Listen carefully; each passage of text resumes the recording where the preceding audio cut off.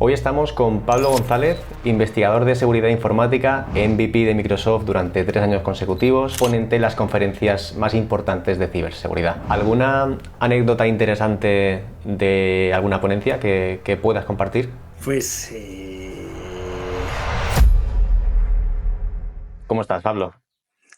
hola, ¿qué tal? Pues bien, gracias por la invitación. Un placer estar aquí. A ti por venir. Me surgen muchas dudas, ¿no?, de toda tu carrera, pero me gustaría comentar con cómo fue tu primer contacto con la ciberseguridad. Pues fue hace mucho, porque fue pues igual con 13 años, 14 años, y pues te hablo del año 2000, 2001, por ahí. O sea que nos conectábamos a internet con el módem. No había, estaba a punto de llegar el router. Y, y bueno, pues sí, año 2000 por ahí. Y nada, pues la curiosidad, pues, al final, curiosidad de ver cómo funcionan ciertas cosas y de conocer algunos lenguajes de programación también, pero aparte también de herramientas que había en ese momento. Y recuerdo que uno de los primeros contactos igual fue pues, con herramientas que se publicaban en ciertas páginas y servían un poco pues, para, bueno, entrarnos de aquella época. O sea, que yo recuerdo el NetBus, el Backcore y Fish, o sea, cosas muy, muy antiguas. Y bueno, el primer contacto fue ese, jugar un poco con lo que había en ese momento. Ya te digo que era un internet muy diferente y me da mucho la atención, ¿no? Todo lo que había y no había mucho. No es como ahora que tenemos mucho al alcance, sino que tenías que buscar y para poder encontrar y bueno, sí que hay algunas páginas que te enseñaban cosas. Y luego estaban las revistas de Hack por Crack, que estaban bastante, bastante bien también en aquella época. Y bueno, había algunas páginas que estaban bastante, bastante bien. ¿Y cómo llegabas tú a esas páginas? Porque ahora te vas a Google, ¿no?, y pones una palabra clave y te aparecen un montón. Pero antes, ¿cómo sabías Bueno, la sí, página bueno, correcta? en el año 2000, 2001 sí estaba ya Google. Ujú, Pero aún así, bueno, había otros buscadores y luego también usábamos también el Messenger y bueno, pues también ujú. lo que uno veía lo compartía y el IRC y todo esto, ¿no? Entonces, había otros mecanismos, también los chats, ¿no? Para poder compartir enlaces y cosas. Y bueno, era un poco, ya digo, distinto, pero bueno, sí que estaba Google ya. Yo creo que Google está desde el 98, puede ser. Sí, por ahí. Creo que sí, creo Tampoco que sí. funcionaba tan bien como ahora, ¿no? O sea, había que No, no, dedicar más tiempo no, que ahora. además te daban un correo de Gmail y estuvo en beta hasta hace no muchos años. O sea, lo de Gmail Ujú. en beta, versión beta de Gmail estuvo muchísimos, muchísimos años. O sea, que fíjate, que ya que en aquella época entrabas a Gmail por invitación, eso sí. No recuerdo el año, igual si 2000, 2001 o por ahí, o igual antes. Y era curioso porque estaba en beta y hasta en beta, si lo buscabas en internet, hasta no hace muchos años, o sea, hasta muchísimos años. Lo que pasa es que sí que entrabas por invitación. Ujú. Ok.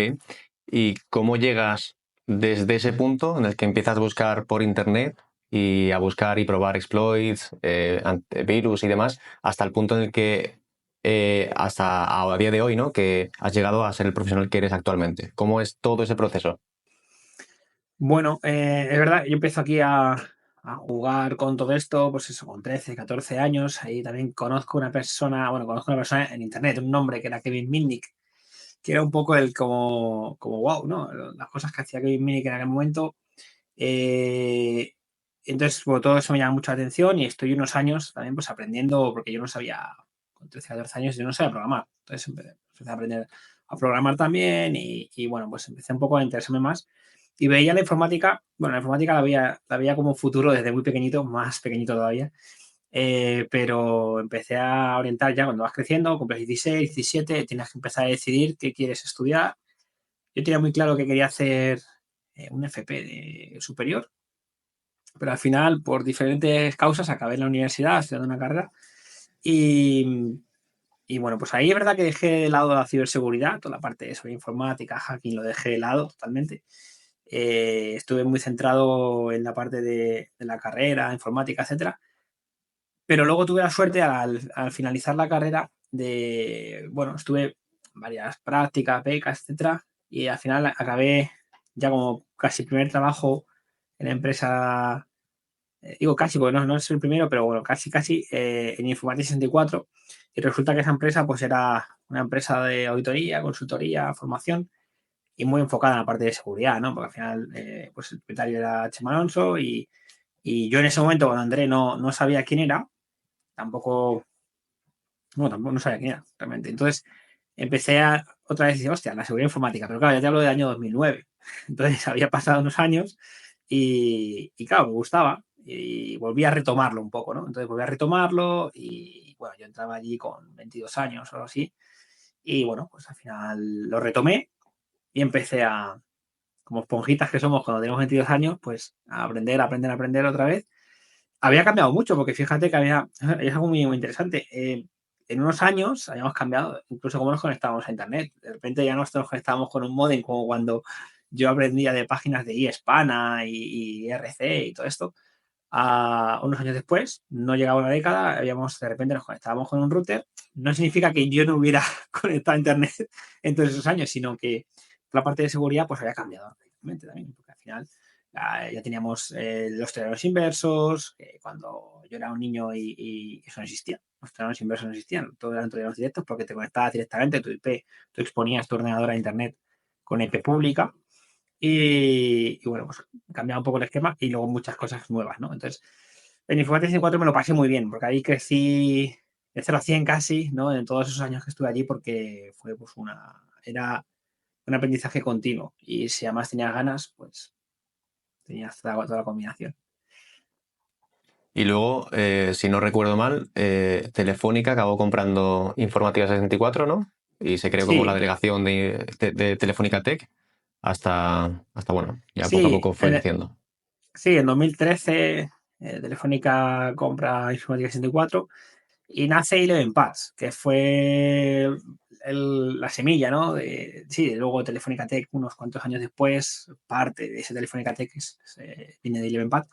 Y bueno, pues nace toda la parte de Eleven Pass en el 2013 y ahí estoy pues unos años, hasta que ya paso a la parte de Telefónica Innovación Digital, unos años después. Ok. Y toda la parte de divulgación, ¿de dónde viene? Pues es curioso, porque no lo sé, porque realmente yo vengo de un plan antiguo de la carrera. Esto quiere decir que, por ejemplo, hoy en día sí que están bastante acostumbrados los chicos y las chicas, ¿no? Que están estudiando una carrera a exponer en público, a hacer trabajos que tienen que exponer o dar algún tipo de charla, algún tipo de en público, ¿no? Y, por ejemplo, en el plan antiguo nosotros yo llegué hasta quinto y no tenía que exponer nunca nada, de nada, o sea, no tuve que exponer. Es verdad que yo hice la carrera como en dos tramos, hice primero la ingeniería técnica de informática y sistemas, que eran 3 años, y luego, como no se me dio mal, pues dije, venga, pues voy a hacer la ingeniería superior, que eran 2 años más. Entonces yo hice un proyecto final de carrera en el año 2009 en ingeniería técnica de informática de sistemas, que eso ahora mismo no existe, eso no existe. Pero eran 3 años de carrera y teníamos que hacer un proyecto final. Y cuando lo fui a exponer con el director del proyecto, recuerdo que el día antes pues te dice, oye, vamos a hacer una prueba, ¿no? Para ver cómo lo vas a exponer, cómo vas a hablar. Y nunca había hablado en público. Sí, yo, claro, yo llegaba desde el colegio, instituto, nunca había hablado en público. Y me dijo, hostia, lo haces fatal. Me dijo, lo haces muy mal, muy mal. Muy mal, muy mal. Y entonces, y es verdad, digo, claro, es que nunca he hablado en público. Y entonces, bueno, pues me dijo, bueno, pues ya puedes practicar mucho esta noche con tus padres y tal, y ya mejorarás de aquí a mañana. Bueno, al final, me tocó exponerlo el día siguiente, no salió mal del todo. Entonces, bueno, pues ahí sí que empecé a decir, joder, pues esto de hablar en público no está tan mal. Pasa que era un poco de pavor, ¿no? Al principio era poco. Y luego, la divulgación se fue construyendo un poco. Es decir, en el momento que acabo la carrera, empiezo a ver que entré en Informática 64, allí en Informática 64 también había mucha difusión, ¿no? Y mucha divulgación a través de blogs, y entonces me empieza a interesar mucho y es cuando creo junto a un amigo, que es Juan Antonio Calles, creamos lo del proyecto de Flu Project, que era un blog, bueno, es un blog de ciberseguridad, donde teníamos un enfoque que era aprender nosotros a través de escribir, y entonces escribir diariamente te hace aprender diariamente y luego también enseñar a la gente, ¿no? En temas de ciberseguridad a diferentes niveles. Había artículos más técnicos, había artículos menos técnicos. y haciendo herramientas también. Hacíamos herramientas para que la gente pues aprendiera un poco a través del código y tal. Entonces empieza a surgir todo eso. Ya te digo, me pilla con 22, 23 años, con mucho tiempo también, en ese momento de mi vida, con mucho tiempo para hacer cosas, y es fundamental tener tiempo. Y de ahí ya, pues voy para adelante, voy con el blog, tengo la suerte de empezar a una charla. Bueno, la primera charla también te puedo decir las primeras charlas fueron complicadas, pero bueno, empecé y aquello me empezó a gustar y me empecé a sentir cada vez más cómodo, ¿no? Haciendo esa parte de divulgación, tanto a nivel de charla como a nivel de blog o, bueno, en cualquier forma. Ok. Es interesante, ¿no? Porque digamos que la evolución ahora es cuando creamos contenido en YouTube, ¿no? Que antes lo que había era, sobre todo, era un blog y te ponías a escribir, ¿no? Newsletter y algo más, sobre todo más técnico, ¿no? Porque ahora es más fácil ponerte delante de una cámara. Hay mucha información en Internet, por lo tanto, te lo puedes preparar, ¿no? Y grabar. Y en ese momento requería un montón de esfuerzo y de investigación por vuestra parte. Sí, era diferente, porque al final, no te digo más difícil o más fácil, pero sí era diferente porque tenías que prepararte el artículo y si contabas una prueba de concepto, por ejemplo, el DNS spoofing o el RP spoofing, deberías que montar el laboratorio y tal, que al final también la virtualización ya existía, o sea que lo utilizabas, pero tenías que ponerte ahí, probar bien y tal, y además piensa que muchas veces para nosotros, éramos jóvenes que estábamos empezando en ese mundo, y también era las primeras veces que hacíamos esas técnicas o esas cosas y probábamos. O sea, iban cosas que van saliendo, ibas probando, montabas el laboratorio. Pero luego te das cuenta, con el tiempo te das cuenta de todo el aprendizaje que habías tenido montando ese laboratorio. Montando el laboratorio, probando, las tardes que te habías echado ahí, la noche. Y al final dices, es que ese es el camino, ¿no? Luego, cuando ahora, por ejemplo, doy clase pues, en algún máster y les cuento, ¿no? Al final tenéis que hacer vosotros el laboratorio, tenéis que pegaros vosotros porque es la forma de aprender, realmente, ¿no? Porque yo ya he pasado por eso y me he chocado con eso, ¿no?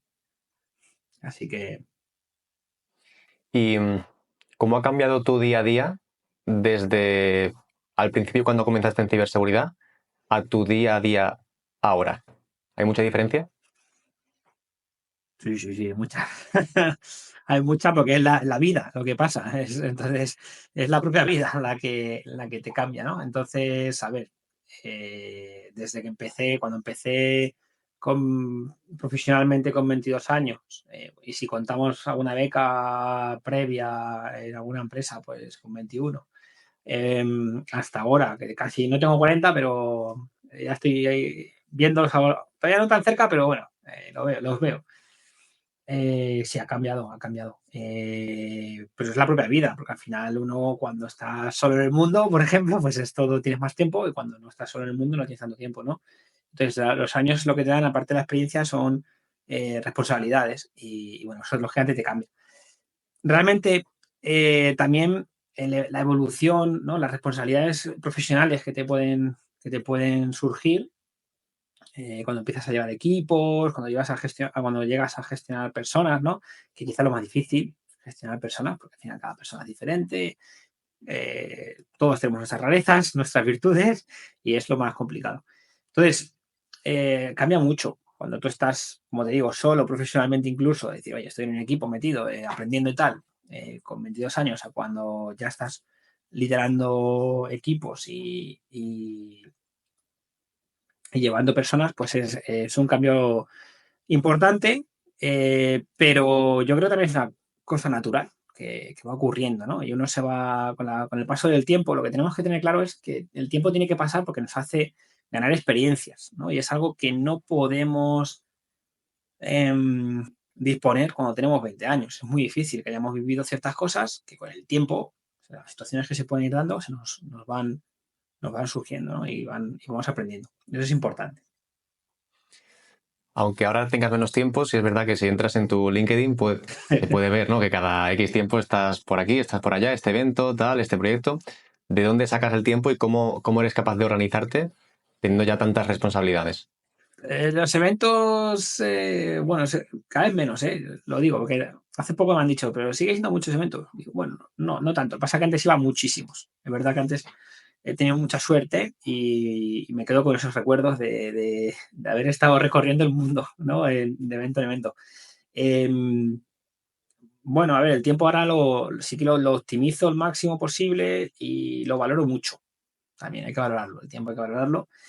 Entonces, es verdad que empleo tiempo, pues a veces nocturno, que me toca, o a veces muy diurno también, ¿no? Muy pronto por la mañana también es un buen. O sea, levantarse uno a las 5 y empezar el día a las 5 o 5 y media para empezar a hacer cosas, también a veces nos viene bien. Depende como si cada uno es más nocturno o es más de mañana.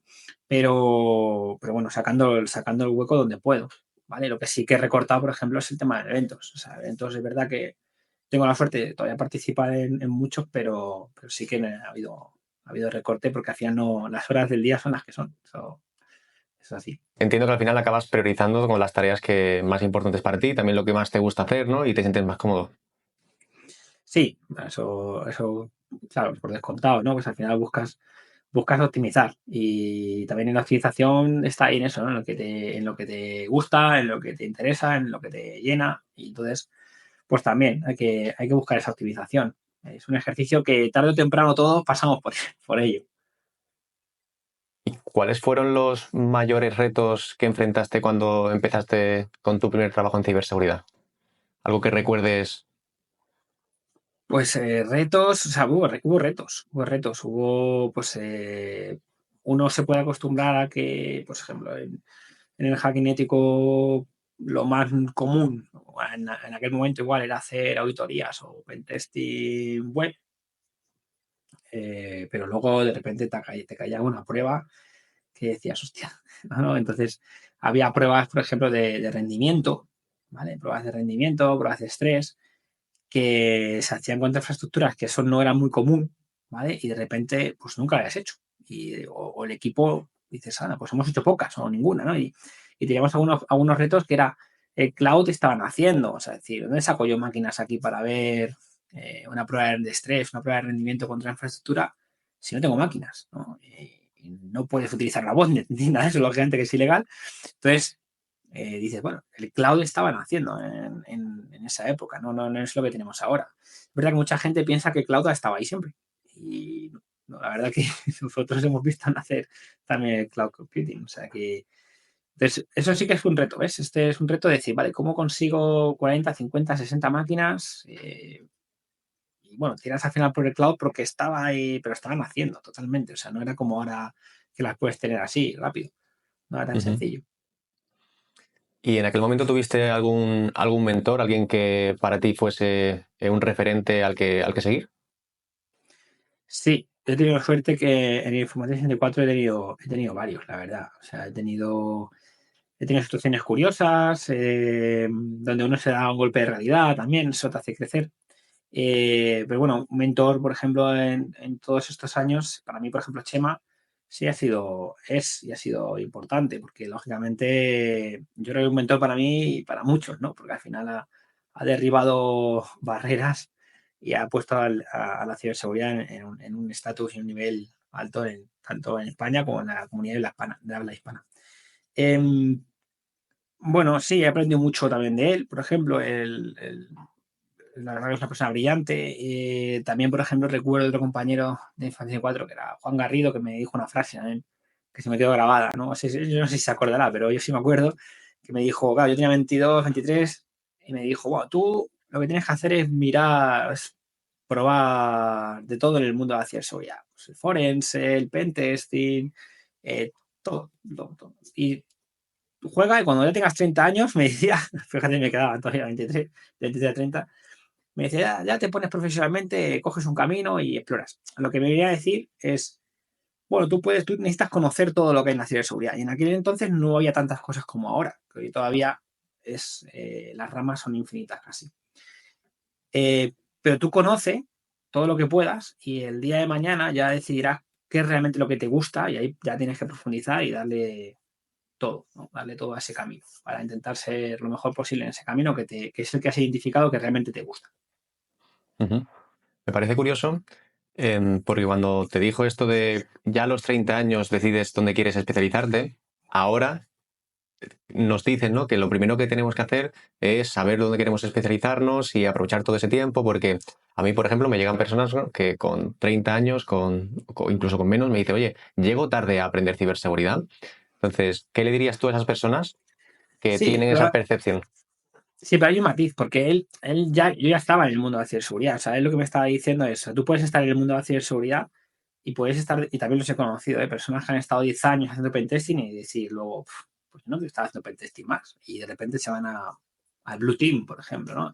Y es un cambio que dices, hostia, pues está cambiando radicalmente de paradigma. Pues no, realmente no, porque el que defiende también tiene que saber cómo atacas. Y si tú te has dedicado X años a hacer pentesting, sabes muy bien cómo se ataca. Entonces, no se llega tarde. O sea, claro, empezar de cero tampoco llegas tarde con 30 años, ¿no? Yo he tenido alumnos, esto es real, hemos tenido alumnos que te llegan con 40 y muchos a hacer un máster de ciber, por primera vez tocan la ciberseguridad porque vienen del mundo de administración de sistemas. Y dices, hostias, pues llegas tarde. Lógicamente no les engañas, es más difícil para ti, va a ser más difícil. O sea, con 40 y tantos, 40 y muchos, los he visto, va a ser más difícil, pero si no lo intentas, es que no vas a tener el no. O sea, el no lo tienes. Sales de casa con un no. Lo que tienes que hacer es un camino y a ver si en ese camino consigues cambiar ese no por un tal vez o por un sí. Y ahí conseguir el cambio, ¿no? Entonces, y los he visto también conseguirlo. Eso, lo cual está muy guay, porque al final es muy gratificante decir, hostia, pues han estudiado un máster con esta edad y querían dar ese cambio. Y dices, bueno, es verdad que venían del mundo tecnológico porque son administradores de sistemas o desarrolladores o lo que sea. Pero está guay. Entonces, con 30 años no se es mayor para aprender ciberseguridad. Eso, vamos, no, desde mi punto de vista no. Y es verdad que Juan me decía eso, pero al final era una forma de hablar en el sentido, tú lo que tienes que hacer ahora es pues lo que tú decías, oye, identificar qué es lo que te gusta, lo que pasa es que él no me daba plazos. También tampoco tenemos que estresar a la gente, es decir, si tienes 20 años, 21, 22, 23 y estás diciendo, no, es que tienes que encontrar tu camino, tal, que la carrera profesional es muy larga, ¿eh? Es muy larga. Y yo lo que veo en este camino también es que la gente va cambiando. O sea, no se tiran, uno no empieza con 23 haciendo pentesting y le ves con 60 haciendo pentesting. Eso va a ser muy raro, muy, muy raro que ocurra. Porque hay transformaciones, hay evoluciones personales, de repente, pues, además, fíjate, Pablo, que estamos en una carrera donde leí no hace, bueno, desde hace tiempo, que duramos unos 5 años, ¿no? De media en los trabajos o algo así. Entonces, que ya está muchos más años es como wow. Pero, o sea, somos muy cambiantes en el sector. Y cambiamos de trabajos, y cambiamos de posiciones, y cambiamos, o sea, que bueno. Yo creo que lo más importante es que conozcas, tengas una visión global, y eso lleva un tiempo, y que identifiques realmente lo que te gusta, lo que te llene para poder aprovechar al máximo luego después en eso, ¿no? Y que, oye, cuanto más tiempo hagas el trabajo que realmente te gusta, pues eso que te llevas, porque al final piensa que hay mucha gente que hace trabajo que no le gusta todos los días y lo tiene que hacer.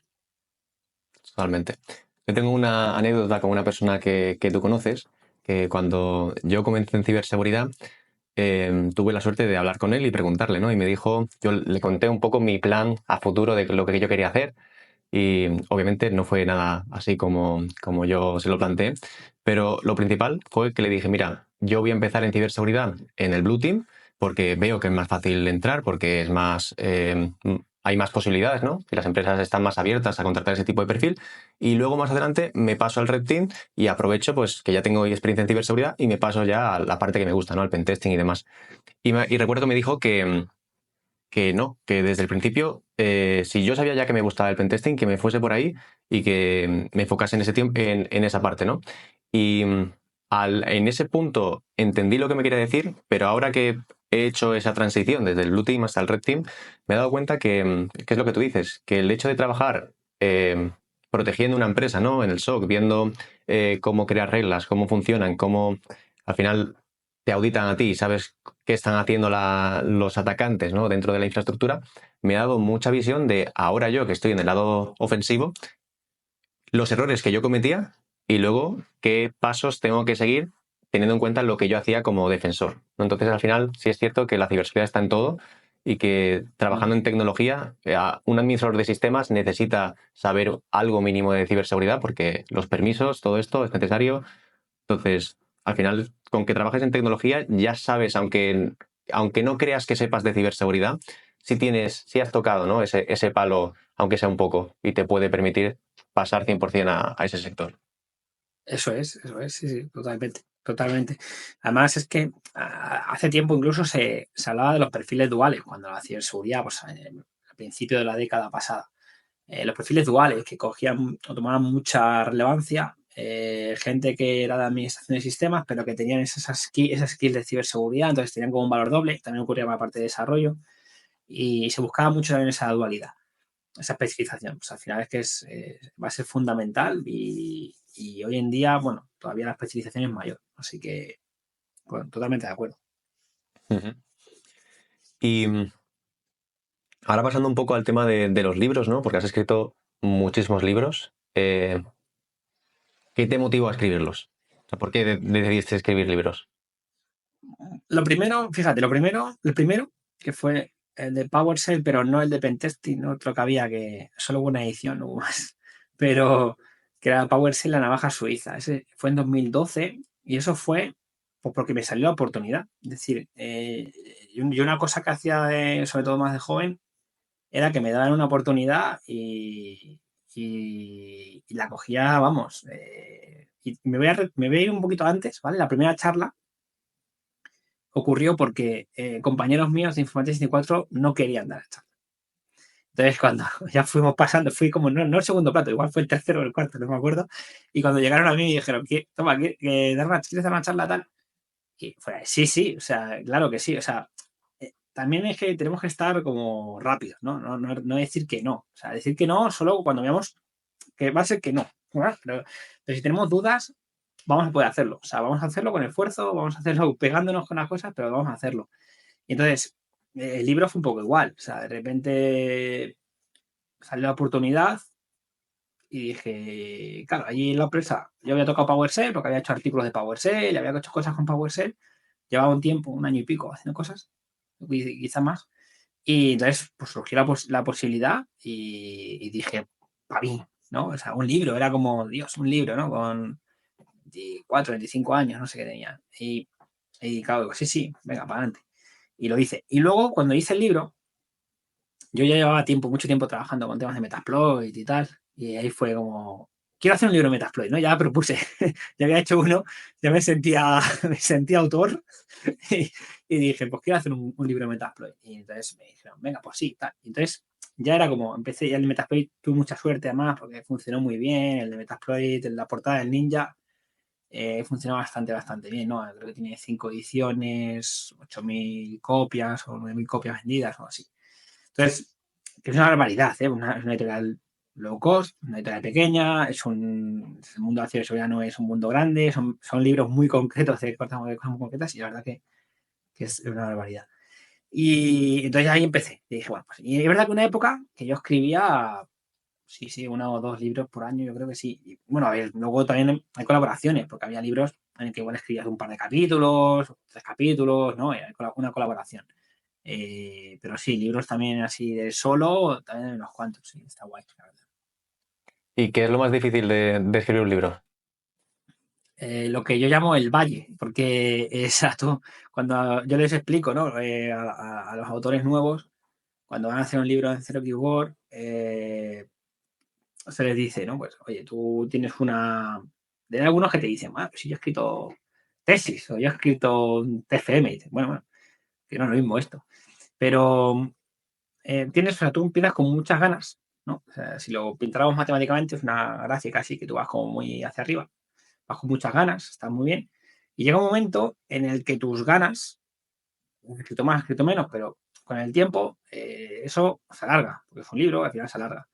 Y entonces vas bajando, ¿no? Y entonces estás entrando como en un valle en el cual pueden ocurrir dos cosas. Ahí que te mueras y se acabe y pasen los años y no hayas terminado el libro y ahí se queda o que consigas salir un poquito. ¿Cuándo sales un poquito? Cuando tú te vas acercando al final, ¿no? Cuando tú vas viendo el final, ahí es cuando dices, ya está, venga, lo tengo y te vuelves a motivar mucho y ya sales hacia arriba, ¿no? Pero hay veces que eso caen y visto muchos, ¿eh? Que te quedan ahí, el libro no sale y el libro no sale y no sale. Y claro, lo más difícil es pasar esa zona. Aparte de que sí, la documentación, te tienes que documentar, tienes que estructurar tu libro al principio, ¿no? Cuando uno hace un libro, lo primero es, ¿qué voy a contar? ¿No? La temática la tienes, lógicamente, pero ¿qué voy a contar? Tienes que estructurarlo, tienes que documentarte también, claro, porque al final es verdad que tienes todo en la cabeza, pero siempre hay cosas y detalles que vas a tener que documentar, refrescar y tal. Y luego también cómo quieras animarlo un poco. Libros técnicos son libros técnicos, pero también puedes dotarle de cierto, bueno, de hilo argumental, por supuesto, o al menos de estructura, pero también puedes documentarlo con ejemplos que también llamen la atención, ¿no? Que eso quizás es lo más difícil en un libro técnico, porque al final dices, bueno, pues tengo aquí el comando este que hace esto, tengo el comando este, ya, pero siempre puedes darle una vuelta a los ejemplos, ¿no? Para que sean un poquito más atractivos. Un poco como haces tú, por ejemplo, ¿no? Con el tema de los vídeos, pues siempre dices, bueno, lo puedo contar de una forma, pero lo puedo contar también de otra que enganche más a la gente, o que sea más fácil de entender, o que sea más divertido incluso, y esto, ¿no? Pues un poco igual, en el libro exactamente igual. ¿Y has tenido algunos libros que no se han publicado porque te has quedado en el valle? Pues, pues no lo sé, ahora mismo. Creo que no, creo que no, creo que no. He estado en el valle a veces, ahí un rato, un rato largo, pero no, creo que no, creo que han salido. Pero sí he visto a compañeros que se quedaron ahí, ¿eh? Y es una pena, porque además te lo dicen, ¿no? Yo he escrito, y dices que es que no lo mismo, una tesis, o sea, ahí tienes diferentes motivaciones, una tesis de un doctorado o un trabajo final de máster. Sí, que tienes que escribir una especie de libro también, pero que no es lo mismo, de verdad. Me parece que no es igual. ¿Y cómo es el proceso de escritura? Es decir, tú este año dices voy a hacer un libro de PowerShell y el año que viene de Metasploit, ¿o cómo funciona? Bueno, ahí depende un poco, ¿no? La editorial puede proponer a los autores también, oye, pues contactar con ellos y decir, oye, pues queremos hacer un libro de esto. Y suele ser, claro, si contactan con una persona es porque esa persona domina el tema, ¿no? Y puede ser de interés también que esa persona haga el libro y tal. Em, yo ya, esa línea de decir, voy a hacer un libro de esto, lo otro. Bueno, realmente, por ejemplo, el último que hice fue el de pentesting, el último del arte de pentesting, que, que a mí mi idea era pues hacer un libro más renovado, ¿no? Porque había hecho cosas de hacking, pero ya llevan 10 años, ¿no? Los libros. Entonces, yo quería hacer algo más renovado. Entonces, ahí pues, me surgió y dije, venga, voy a sacar tiempo, que eso sí que fue difícil, sacar tiempo para hacerlo. Y también es un tema que tengo ya muy trabajado, ¿no? Y que también sigo refrescando mucho con las clases y un poco con todo este reciclaje. Entonces, bueno, pues ahí dije, este tema me va a costar menos. Si me dices, oye, Pablo, vamos a hacer un libro de Docker. Y dices, hostia, pues igual no tengo ni el tiempo ni la experiencia, ¿no? Pero sí funciona así un poco. Ok. ¿Y qué opinas de los libros o de estudiar ciberseguridad en libros? Porque aquí, ahora en la actualidad tenemos, ¿no? el equipo que es 100% vídeo y yo me formo en vídeo porque es más práctico, porque así es como se aprende, y no le gustan los libros. Yo antes pensaba que el tema de los libros era algo que está desfasado, leer un libro de hace 5 años, 10 años, pero estos 2 últimos años sí le he dado más caña a leer libros de ciberseguridad y me he dado cuenta que incluso libros de hace 10 años me siguen sirviendo a día de hoy. Es cierto que a lo mejor hay herramientas que se han actualizado, ¿no? Pero las bases siguen siendo las mismas, los Sí. errores siguen siendo los mismos y las vulnerabilidades, a pesar de que el OWASP lo actualice cada 5 años, se siguen repitiendo las mismas. ¿Cuál es tu opinión sobre eso? Pues que estoy de acuerdo. Es decir, son cosas diferentes. Si necesitamos un ejemplo muy concreto rápido, podemos buscar el vídeo y ahí lo tenemos, ¿no? Pero el vídeo al final, tú tienes, o sea, ¿cuánto tiempo tardas en leerte un libro? ¿No? Un libro de 250 hojas, un libro de 300 hojas. ¿Cuánto tiempo tardas? Al final vas a necesitar muchas horas, ¿no? O sea, un libro al final cuenta muchas cosas y las cuenta de una forma que quedan ahí, perduran en el tiempo. Es verdad que en la parte tecnológica podemos pensar, es que se va a quedar anticuado. Sí y no, es decir, hay cosas que se actualizarían, seguramente, y hay otras cosas que es más metodológico, que es más de esa esencia que tenemos en la ciberseguridad, por ejemplo, que hablas de vulnerabilidades. Las vulnerabilidades evolucionan con la tecnología, pero si miramos a OWASP, que has puesto el ejemplo, si miramos a OWASP y nos vamos al 2007, que tiene un top 10 de vulnerabilidades web de 2007, tenemos el 2010, el 2013, el 17, el 21, y Y no sé si ahora tenemos este algo más. año, El 25, ¿no? sí. Este año en Eh, septiembre creo que sale el 25. entonces, si nos fijamos, cada 3-4 años sale y las vulnerabilidades que vamos a encontrar, las inyecciones, las encontramos en 2007 y en 2010. Es decir, inyecciones existe como categoría desde hace más de 15 años, ¿no? Entonces, ¿qué quiere decir esto? Lógicamente, el SQL Injection puede haber decaído, pero el no SQL Injection puede haber aumentado. Lo mismo ocurre con los cross-site, la familia cross-site, pues puede haber unos que caigan, otros que aumenten, otros que irrumpan dentro de la propia familia. Las vulnerabilidades avanzan con la tecnología evoluciona y las vulnerabilidades evolucionan a nuevas tecnologías, pero si te fijas, en OWASP, cada 3-4 años no desaparecen todas las categorías y aparecen nuevas categorías, sino que pues, la mayoría de categorías siguen estando. Por ejemplo, el de vulnerabilidades conocidas incluso ha subido posiciones en los últimos. Es decir, dices, joder, macho, son vulnerabilidades conocidas. Sí, la de mala gestión de autenticación, lo mismo, sigue estando ahí. O sea, al final es una evolución. Cambiamos de tecnologías, los frameworks evolucionan, aparecen nuevos frameworks, nuevas tecnologías, nuevos lenguajes, pero las vulnerabilidades siguen, también evolucionan, pero siguen estando en el tiempo. Y eso es bueno, Pablo, porque al final, primero, trabajo para todos, porque oye, esto no desaparecen las vulnerabilidades, se transforman, por lo cual el trabajo seguirá estando ahí. Y es un punto de vista que tenemos que tener, ¿no? Que si nos fijamos en los últimos 15 años, las inyecciones siguen estando en el top 3, los cross-sites siguen estando por ahí, las vulnerabilidades conocidas siguen estando por ahí, la mala gestión de autenticación sigue estando por ahí, y es bastante curioso. Ujú. ¿Y por qué crees que se repiten tantos estos errores? Pues porque al final, por la evolución en sí mismo, es decir, las tecnologías evolucionan, se programa mejor, sí, yo pienso que sí, pero al final también tienes cada vez mayor dependencia de frameworks que son complejos, que tienen vulnerabilidades y a veces no es tema tuyo, sino que es el framework que tú estás utilizando el que es vulnerable. Entonces, tu aplicación es vulnerable porque utilizas una base que ya es vulnerable.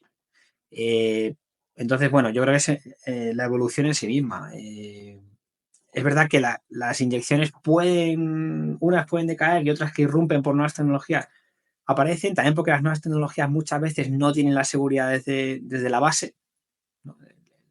La seguridad desde el diseño muchas veces no, llegamos al mercado antes posible y la seguridad no está desde el principio. Eso cada vez ocurre menos, yo creo también, es decir, la seguridad cada vez se tiene más en cuenta, pues, si hablamos en 2010 decíamos, no, que la seguridad no se tiene en cuenta nunca, ¿no? Pero ya en 2025 sí, la seguridad se tiene en cuenta, quizá todavía queda margen de mejora, lógicamente, para que se tenga más en cuenta, pero bueno, ya creo que ya con tantos incidentes en los últimos 15 años, pues sí tomamos en serio la seguridad. Y yo creo que es un poco esto. Es curioso porque cuando yo entré en la ciberseguridad, ¿no? A trabajar, pensaba que la ciberseguridad se tenía en cuenta, ¿no? Y al final siempre te acabas peleando con los de negocio, con los desarrolladores, porque es como, no, es que la ciberseguridad es lo más importante y para todos su tarea es lo más importante y al final tienes que Sí, encontrar un equilibrio entre que el negocio si no factura, no hay ciberseguridad, ni hay negocio, ni hay desarrollo. Entonces, buscar ese equilibrio es un poco complicado y de hecho ya hay incluso posiciones dentro de empresas que se dedican un poco a hacer que este equilibrio, ¿no? ocurra entre los diferentes bandos, por decirlo así. eso es, sí. Es que es así. O sea, por ejemplo, lo que hablaba de los puestos, ¿no? El Security Champion, por ejemplo, ¿no? En las empresas es uno de ellos. Es necesario ese equilibrio. Lo que tenemos que tener en cuenta es que la ciberseguridad seguramente no es lo más importante, ¿no? Pensamos que sí, o sea, los que estamos en ciberseguridad es como... Pero uno se da cuenta al final de que nos están diciendo, no, no es lo más importante, es muy importante, ¿no? Pero ¿qué es lo más importante? El que el negocio pueda funcionar, ¿no? O sea, tú estás en una empresa y tú tienes un negocio, si el negocio no funciona, ya sea lo de ciber o ya sea en cualquier ámbito, se van a su casa. O sea, si el negocio no funciona, pues cerramos esto y cada uno a su casa. Y ya da igual la seguridad y da igual otras cosas. Lo que tenemos que entender es que es un alineamiento, es decir, la ciberseguridad en este caso debe estar alineada con el negocio, debe proporcionarle las protecciones adecuadas para fortificarla sin entorpecer la actividad. Entonces eso provoca que a veces tengamos que rebajar un poquito los niveles, ¿no? Es un riesgo que asumimos, un riesgo asumible, ¿no? Entonces, esa entraría toda la parte de análisis y gestión del riesgo, que para mí no es lo más divertido, pero bueno, que es, lógicamente, tiene un valor importante, ¿no? Esa gestión del riesgo. Y ahí es un poco lo que necesitamos. ¿Y cómo ves el futuro de la ciberseguridad? ¿Cómo crees que va a evolucionar tanto las ramas más importantes, ¿no? Blue Team, Red Team. ¿Cómo crees que va a ser de importante la ciberseguridad en el futuro? Bueno, la ciberseguridad va a ser fundamental, ¿vale? En el futuro, es que he tenido algunos compañeros que decían, o que he visto compañeros de profesión que decían, no, pues la ciberseguridad es una burbuja, ¿no? Es como tirar piedras contra tu propio tejado. Hace mucho de esto, ¿eh? Es una burbuja, en unos años tal. No, la ciberseguridad no es una burbuja. Yo creo, es una opinión, creo que no es una burbuja y es fácilmente explicable en cada vez hay mayor actividad de negocio dentro de un mundo que es digital, ¿no? Entonces, cada vez las empresas tienen mayor presencia, eso ya no es nada nuevo, o sea, es algo que convivimos con ello. La sociedad, también desde un tiempo hacia atrás, cada vez tiene mayor presencia en Internet, puedes realizar cualquier tarea como persona, ¿no? Tú como persona puedes realizar cualquier tarea con la administración, por ejemplo, desde Internet. El propio Estado cada vez tiene más funcionalidades en Internet y se requiere de algo transversal que es la ciberseguridad. Tú no puedes estar operando en un mundo en el cual no te encuentres seguro. Esto es imposible. Eso es como si tú no podrías vivir en tu casa si no estás seguro. Si no tienes esa seguridad, el ser humano no puede vivir ahí, ¿no? Cuando por ejemplo, vivíamos, me voy a ir aquí a unos cuantos años atrás, cuando vivíamos en las cavernas, ¿no? Porque nos sentíamos seguros ahí dentro. Entonces cuando sales y ya consigues sentirte seguro es cuando sales de la caverna, ¿no? Entonces, aquí ocurre un poco lo mismo. Si en Internet no estás seguro, si no sientes esa seguridad, sin ser falsa sensación de seguridad, si no tienes esa seguridad, no vas a poder, no vas a estar ahí, no vas a querer estar ahí. Entonces, va a ser necesario. La ciberseguridad va a ser necesaria en los próximos años y seguramente en las próximas décadas. Cuando llegue la computación, con la computación cuántica también va a ser gracioso, pero bueno, creo que da tiempo. Entonces va a ser necesario y el futuro de la ciberseguridad vendrá marcado solamente por la inteligencia artificial, pero desde el punto de vista de que no es un sustituto, sino que es una herramienta, ¿no? Y entonces mucha gente pues mete el mensaje, ¿no? El de miedo en el cuerpo, nos va a sustituir la IA, el pentester le vamos a quitar y vamos a poner, o al forense le vamos a quitar y vamos a poner una IA. Y yo creo que no, a corto plazo no, seguro, y seguramente a medio plazo tampoco. Lo que va a ocurrir es que al final tú como pentester vas a poder utilizar una herramienta que te va a ayudar, que te va a optimizar trabajo, que va a hacerlo más eficiente y que te va a generar posibilidades que antes no tenías, ¿no? Y te pongo un ejemplo muy sencillo. Nosotros en Rooted, una de las charlas que hemos contado era, contábamos la historia de AMSI, de Anti-Malware Scan Interface, la protección de AMSI, de los sistemas Windows, y decíamos, vale, y si queremos generar ofuscaciones para hacer bypasses de AMSI y tal, pues se lo damos a la IA. Ya enseñamos a un modelo a hacer esto y luego, pues oye, le vamos pasando los códigos y nos va haciendo esas ofuscaciones y sacábamos un tercio de soluciones buenas. O sea, no estaba mal. Cada una de cada tres te lo daba bien, te lo paseaba. Entonces, es un trabajo que al final se lo puedes delegar a una herramienta o un modelo de IA y se lo puedes delegar. Y en la seguridad hay muchísimos trabajos que se pueden ya delegar, ¿no? Desde el punto de vista de detección, desde el punto de vista ofensivo, desde el punto de vista de prevención. Entonces, lo único que tenemos que perder es el miedo a que la IA va a estar aquí con nosotros y a saber utilizarla, ¿vale? Pero yo creo que va a ser fundamental. Y también te digo una cosa, y al revés también. Es decir, ¿la IA necesita la ciberseguridad? Sí, porque la IA al final, por ejemplo, lo vemos con los LLMs, tenemos modelos que al final las empresas los utilizan, pero sí pueden ser manipulables por un tercero, porque al final tienes unos inputs, al final también es una superficie de ataque y tienes ahí la posibilidad de manipularlos y de realizar alguna acción en beneficio de un atacante. Por lo cual, lo mismo, las arquitecturas de IA tienen que ser auditadas y el pentester o el auditor en este caso se tiene que especializar en una nueva rama, o sea, más trabajo, más especialización, que será esto. Muy interesante. Tengo tres anécdotas con respecto a la IA, ¿no? Recientes. La primera es que cuando estaba como analista de ciberseguridad, me estaba creando mi propio agente de IA para solucionar o para darme inputs de diferentes tecnologías que a lo mejor no entendía, y para no perder tiempo en Internet, directamente ya tenía como mi prompt hecho y al final como el enfoque que quería, ¿no? Y la forma de crear ese agente o ese GPT fue coger otro GPT que ya estaba en el mercado, que era manipulable, y decirle, oye, quiero hacer así en forma resumida, quiero hacer un GPT como este, dime cómo tú has creado este. Y entonces el propio GPT me daba como los inputs que había recibido y yo copié, pegué, modifiqué a mi gusto y ya tenía un GPT hecho. Y era como, claro, esto es súper peligroso porque en este caso es documentación, pero si nos vamos a programar o hacer este tipo de cosas, al final es muy heavy lo que se puede llegar a conseguir. La otra es que conozco un caso que están incorporando la IA como SOC, es decir, todo se está automatizando con IA. Y es curioso porque la IA está para optimizar algo que funciona. Si algo funciona mal, lo que va a optimizar lo va a optimizar de forma errónea.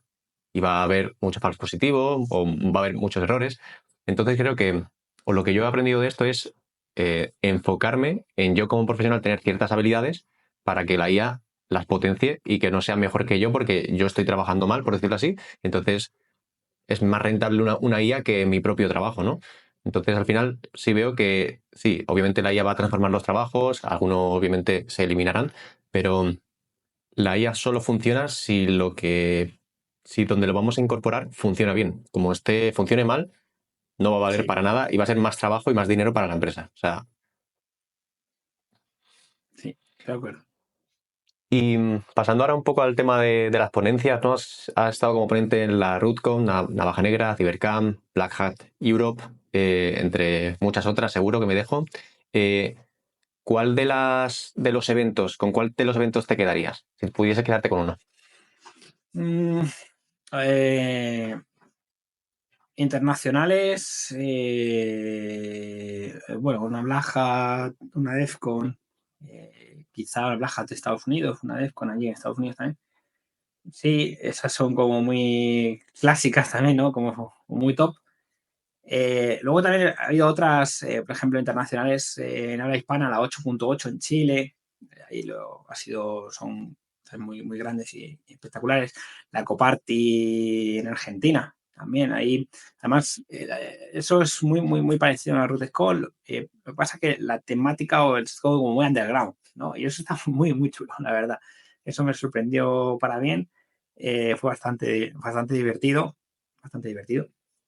Y no sé, el ambiente, todo lo que se respira, luego el conocimiento que hay también es muy alto de conocimiento de los investigadores. Y bueno, por ejemplo, la Black Hat, cuando uno va allí, uno se da cuenta de que son todos los investigadores o es todo el mundo. Cuando hablo de todo el mundo es que te encuentras a personas de todas las nacionalidades, ¿no? Y eso es algo muy chulo también, muy chulo. Luego, en España, en el ámbito nacional, bueno, Rutescon es como una casa para mí también, porque bueno, he estado en 11 ediciones, ¿no? Dando talleres, he estado pues, desde 2013 haciendo charlas y talleres. Y bueno, Navaja Negra también me parece espectacular. También, bueno, aquí en España todas son espectaculares, pero Navaja Negra también es espectacular por el ambiente, ¿no? No sé si has estado, te lo recomiendo si no has estado, porque al final como hacen la comunidad, ¿no? Todo el mundo con todo el mundo, todo, durante 3 días está bastante bien, ¿no? Al final acabas comiendo, merendando, desayunando todos juntos y eso al final crea eso de lo que es la comunidad, ¿no? Al final eso es networking, pero también es compartir con otros vivencias, experiencias y que generar también experiencias de manera común. Y cuando llegas a estos eventos, sobre todo internacionales, que encontrarás a muchos tipos de personas, ¿tienes el síndrome del impostor que ahora está de moda, de sentirte que llegas allí y dices, claro, yo a lo mejor en mi país o en mi ciudad soy un crack, pero llego aquí y veo gente que me dan mil vueltas, ¿no? No sé si te pasa. Bueno, en la primera Black Hat, en 2017, sí que vas con mucho miedo, porque no sabes, pero siempre pasa con lo desconocido, ¿no? Somos seres humanos y lo desconocido nos da mucho miedo, ¿no? Em, y la incertidumbre nos da mucho miedo. Pero, claro, ¿sabes qué pasa, Pablo? Que yo veía en el cartel, estábamos en un Arsenal dentro de Black Hat y teníamos un stand donde muestras una herramienta y tal. y nosotros estábamos viendo que al lado estaban los de Zap, y dices, hostia, los de Zap. Estaba Patrick Wardle, creo que era, que, bueno, es muy famoso por la parte de MacOS, y es un investigador súper famoso. O sea, había como, estaban también, había una herramienta, el Dradis Framework, no sé si te suena, Dradis, estaba en Kali antes, luego ya creo que no está, pero también una herramienta bastante conocida hace muchos años. Y tú empiezas a ver y dices, coño, pues es que le conozco esto, a esta herramienta la conozco porque la hemos usado 20 millones de veces. O sea, al final vas viendo y dices, joder, estás tú ahí, ¿no? Entonces, claro, esa sensación te hace sentirte pequeñito, pero luego, al final, uno cuenta lo que ha hecho, y ves que la gente al final pues también acepta, ¿no? Y quiere conocer, al final la gente es muy abierta y quiere, o sea, al final quieres conocer lo que hace uno, lo que hace el otro. Y yo creo que al final también hay mucho respeto y es lo bonito. Luego ya es divertido. Luego ya el resto de veces, no es que ya vayas subido, ¿no? Ahí en plan de ya voy ahí. No, al final siempre vas con el perfil bajo porque al final la humildad es importante en la vida, te lo digo, ¿no? Entonces, pero sí que ya, bueno, el haber estado antes, pues ya vas como más sabiendo lo que esperas, ¿no? Y cuando el ser humano sabe a dónde va, lo que le espera, pues ya es diferente, ¿no? Ya no tienes esa certidumbre, ese miedo. Pero bueno, es muy divertido. La verdad que recomiendo a todo el mundo que, que no piense, yo no puedo hacerlo, yo no tengo ideas, yo no tengo. No, tienes que probar, el no siempre lo tienes, es lo que hemos dicho antes. Así que tienes que intentar probar, tirar para adelante y al primer no, no venirme abajo. Porque también yo lo que he detectado últimamente es que muchas veces, sobre todo las personas más jóvenes, es como me han dicho que no y estoy deprimido. Bueno, pues que no. Lo veremos escuchar muchas veces. O sea, no es algo que nos tiene que echar para atrás. Nos van a decir que no muchas veces y no pasa nada. Yo tengo que coger más fuerza, aprender del no, más que del sí, porque se va a aprender más del no que del sí, de cómo tengo que mejorar y qué tengo que hacer para conseguir ese sí. Y eso es lo que hay que fomentar. Con respecto a los noes, yo he experimentado, por ejemplo, que cuando empecé a buscar trabajo y demás, al final eché más de 300 currículums, en todas me decían que no, y las entrevistas que daba también, las primeras me decían que no, y me acuerdo que cuando ya iba recibiendo muchos noes, ya era como, mira, yo voy a ir, voy a hacer lo mejor que puedo y si me dicen que no, pues ya está, sí, total, otro más que tengo a mis espaldas, ¿no? Y me di cuenta que cuando después de los 10, de las 10 veces que recibí un no en la entrevista, la onceava o en la número 15, yo llegaba allí y me iba de la entrevista y decía, vale, o es un no o es un sí, pero sabía perfectamente cómo tenía que hablar, cómo no tenía que hablar, en qué me había equivocado yo y cómo tenía que mejorar, ¿no? En las siguientes entrevistas o en toda la vida. Supongo que en las ponencias pasará, ¿no? Que dices, oye, me he equivocado en esto, en la siguiente pues Sí, voy a sí. mejorarlo, ¿no? Y te das cuenta de que la única forma de mejorar es como tú has dicho, si todo te sale bien en la vida, llega un punto de cuando recibas un no que tarde o temprano te va a llegar, al final ese palo es tan gordo, por decirlo así, que te puede hundir, ¿no? Pero si vas como construyendo poquito a poco el no, el tal, poco a poco vas a ir creciendo y sabes que es parte de la vida.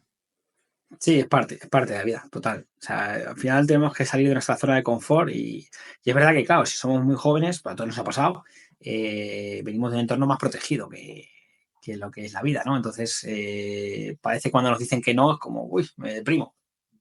No tienes que dormir, puedes estar fastidiado un día, ¿no? Es lo que me permitía yo a mí mismo, ya cuando algo me iba mal, ese día estaba mal, pero el día siguiente ya habías descansado, dormido y ya tienes que cambiar el chip y esto parece que es una cosa que decimos así al tuntún, pero no, es que es así, no hay otra forma de afrontar las cosas. El otro día leí una frase que decía que un mal día dura lo mismo que un buen día. Así que es como tú dices, ¿no? Sí, Te sí, pegas un así, descanso y a seguir, que es que no te queda otra. así es. ¿Alguna anécdota interesante de alguna ponencia que puedas compartir?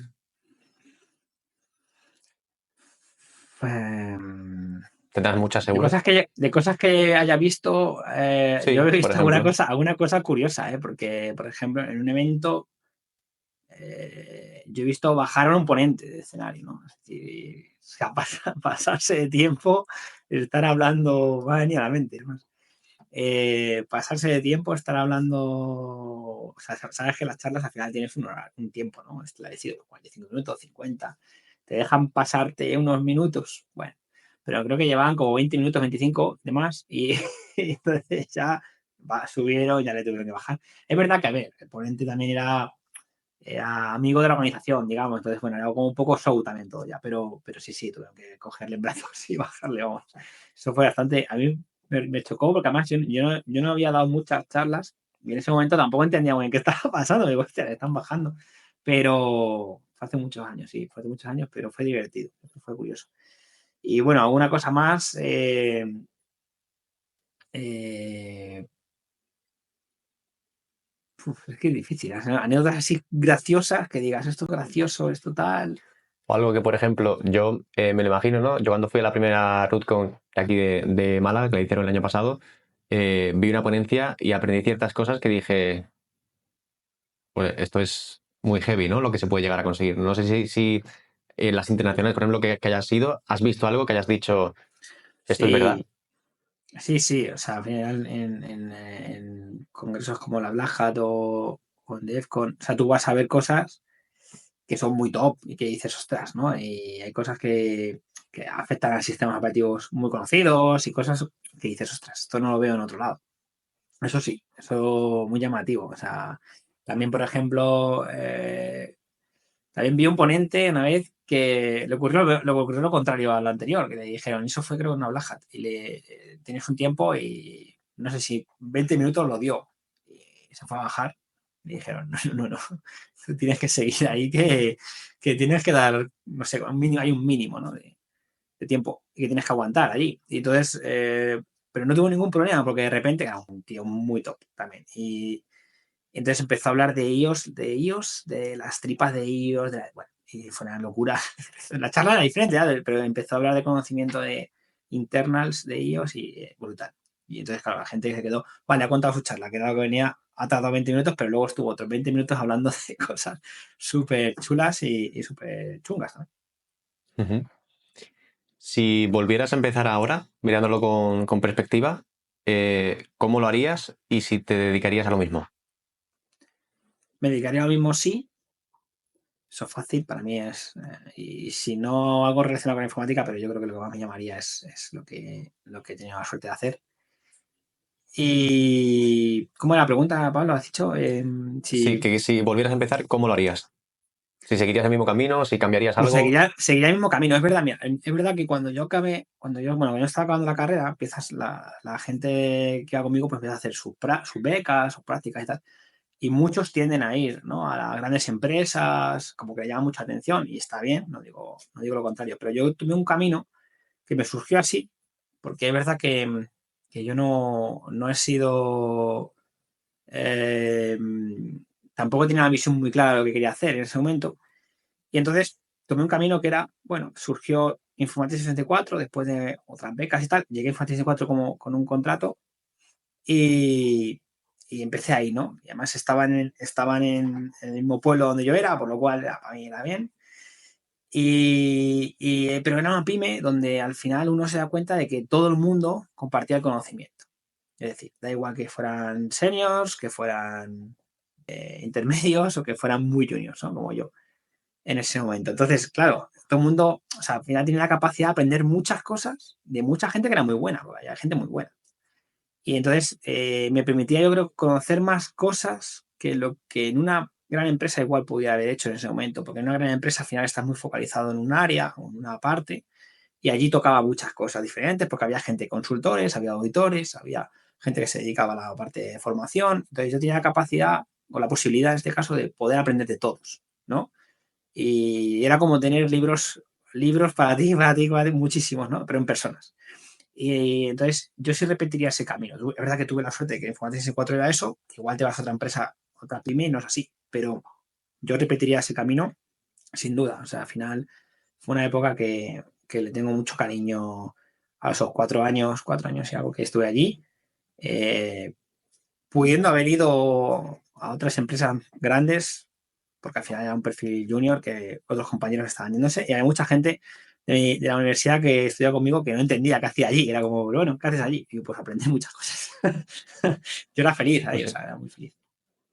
Sí, al final yo creo que el hecho de trabajar en una pyme, si está bien organizada, estructurada y demás, es que no hay tanta jerarquía, ¿no? Y al final tienes contacto directo con incluso el CEO o el dueño de la empresa y siempre con respeto y con ganas y demás, pues tienes posibilidad de crecer mucho más, ¿no? Creo yo. Hace 2 días estuve en la presentación del libro de Bernardo Quintero y trajo al equipo A, ¿no? Que es los 5 personas que montaron Virtual. Y bueno, contaron de que al final ellos estaban en Ispasec y ese grupo, esa piña, fue lo que un poco los llevó a montar todo el proyecto y a día de hoy lo que han conseguido, ¿no? Entonces, totalmente lo que dices, que al final el hecho de estar en una empresa grande tiene como todo, ¿no? Sus pros y sus contras, pero pierdes un poco la cultura que puede generar en una pequeña empresa. Sí, eso es. Y pasando un poco ahora al tema o a tu apartado de profesor y demás, como profesor en varios másteres, formaciones, ¿qué opinión tienes de la educación reglada y no reglada? Son diferentes, ¿no? Y depende de lo que tú estés o necesites en un momento determinado. Pues, a ver, la formación reglada nos dan, por ejemplo, una serie de herramientas, por ejemplo, la universidad nos da una serie de herramientas, en lo cual pues, nos abren la mente y nos proporcionan esas herramientas para que nosotros podamos profundizar después hacia donde nosotros queramos a través de los másteres, por ejemplo, o de diferentes especializaciones. La formación no reglada es una formación mucho más específica que tú vas a necesitar en un momento determinado de tu vida para profundizar en un tema muy concreto, ¿no? Entonces, son totalmente complementarias, o sea, no son excluyentes. Es verdad que uno puede decir, bueno, pero el bootcamp son 5 meses, el máster oficial son 9, más o menos. Dices, sí, pero son complementarias, ¿no? O sea, son diferentes formas de transmitir el conocimiento. En unos puntos va a estar más teórico-práctico y en otros son muy prácticos. Yo soy de que todo el conocimiento, siempre que se pueda, lógicamente, tiene que ser práctico. Yo soy muy práctico en la docencia y todo esto, pero al final yo lo veo como complementarios, no son excluyentes, son totalmente necesarios ambos. Y en ciertos momentos de nuestra vida vamos a necesitar unos y otros, seguramente. Totalmente. Ujú. ¿Y qué opinas de las certificaciones de ciberseguridad? Pues también son complementarias totalmente y bueno, son necesarias en ciertos sectores para poder validar ciertos conocimientos. Hay unas que validan esos conocimientos de manera más clara, digamos, ¿no? Y otras pues cuesta un poquito más validarlos. Eh, Exámenes prácticos, por lo general, van a ser una validación mayor que en otro tipo de examen, pero son totalmente complementarias. O sea, al final yo las veo bien, sobre todo el consejo es a los juniors, ¿no? Que están empezando, es como, bueno, intenta que la empresa, ¿no? Te ayude, ¿no? Te ponga esas certificaciones y te marque ese camino para generar tu carrera profesional y eso estaría guay, porque al final, oye, pues tienen un valor, ¿no? Y es un coste que cuando uno está empezando, pues igual no puede asumirlo tan alegremente. Y para acabar, ¿qué le recomendarías a alguien que está empezando en ciberseguridad y está en busca de su primer trabajo?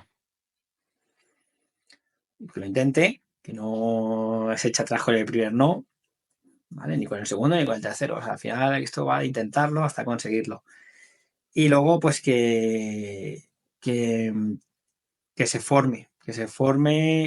haga mucho networking, que vaya a eventos, que vaya a sitio, conozca gente, porque nunca sabes, ¿no? Quién es la persona que puede ayudarte a llegar a ciertas entrevistas o a ciertos trabajos, ¿no? Entonces, y también es importante seguir conociendo, aprendiendo y que la ciberseguridad, pues por suerte y por desgracia, no es un sector en el cual con lo que yo sé ahora me vale para el resto de los años, ¿no? Tengo que estar continuamente aprendiendo. Me tiene que gustar, también esto es importante, ¿no? Que la gente tiene que entender que me tiene que gustar la ciberseguridad porque tengo que seguir aprendiendo diariamente, así que no me va a valer con lo que aprendí hace 10 años y nada, pues ese es el consejo, que tienen que no rendirse con el primer no y que buscar. Y bueno, también esas hidden skills, ¿no? Que se llaman, pues, todo lo que hagas, aparte de tu formación, que tu formación pues puede haber mucha gente como tú, con ciertas formaciones, con ciertos títulos. Si eres una persona activa, que haces cosas, oye, pues publica en GitHub, si haces vídeos, pues publica tus vídeos, si escribes artículos, escribe tus artículos, públicalos. Intenta ir a congresos, si te gusta dar charlas, oye, pues preséntatelos con tus ideas, intenta llevarlas a cabo. O sea, eso también es ser proactivo, ¿no? Y ser un perfil diferente al resto. Intentar diferenciarte con esas habilidades ocultas que se llaman, que también lo buscan a gente de recursos humanos. Ok, pues ahora vamos a pasar las preguntas rápidas y sorpresas, ¿vale? Ujú. Algo que nos pueda sorprender de ti y algo que no esté relacionado con la tecnología. Mm, Me gusta bastante fútbol, por ejemplo. Esto no tiene que. Bueno, cada vez tiene más tecnología el fútbol, eso sí. Pero, pero sí, sí, desde pequeño me ha gustado mucho, mucho, mucho. De pequeño jugué bastante y siempre me ha llamado la atención mucho. Y el deporte en general, ¿eh? Aunque luego cada vez como somos mayores ya menos lo Lo practicas, hacemos, sí. pero Ujú. sí. ¿Vale? Esta te la voy a devolver, ¿no? Algo que opines de mí y que nunca me hayas dicho, aunque no nos conocíamos antes. Ujú. Pues te conocí por los vídeos y me pareció bastante interesante porque fue vídeos de certificaciones de, no sé si es la JPT o el SPPT, alguna de esas, y me pareció interesante y me parecía que lo contabas bastante bien, tu experiencia. Vi el vídeo y me quedé viendo el vídeo un poco. O sea que sí que me atrapaste un poco y dije, "Oh, lo explica bien y está haciendo pues como lo que opino de muchos youtubers que están en ciberseguridad, pues que al final hacen una labor evolucionada de lo que se hacía antes con los blogs y que es muy necesaria hoy en día para que la gente pueda transmitir ese conocimiento a otros. Totalmente. ¿Próximos pasos o en qué andas metido ahora? Que se pueda Bueno, contar. ahora pues con mucha IA y mucho tema Ujú. de ciberseguridad, mucha innovación y bueno, pues preparando buenas charlas también para el futuro. Eso ando liado. Ok. Si te tuvieses que quedar con alguno de tus libros, ¿cuál sería y por qué?